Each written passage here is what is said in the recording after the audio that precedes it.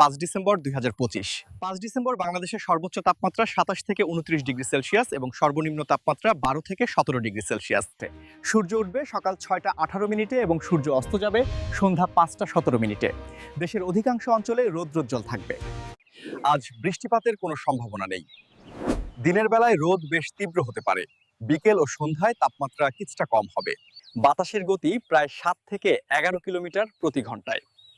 এখন আমি আপনাদেরকে বিভাগ ভিত্তিক তাপমাত্রাগুলো জানিয়ে দিব।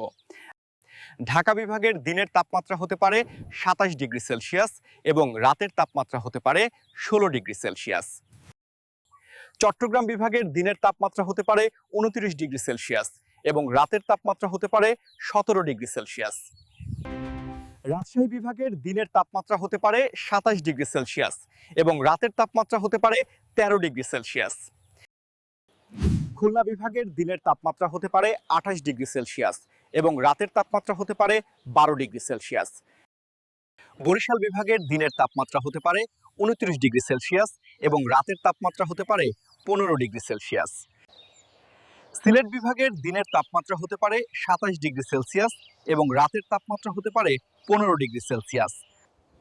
রংপুর বিভাগের দিনের তাপমাত্রা হতে পারে 28 ডিগ্রি সেলসিয়াস এবং রাতের তাপমাত্রা হতে পারে 14 ডিগ্রি সেলসিয়াস। ময়মনসিংহ বিভাগের দিনের তাপমাত্রা হতে পারে 27 ডিগ্রি সেলসিয়াস এবং রাতের তাপমাত্রা হতে পারে 15 ডিগ্রি সেলসিয়াস।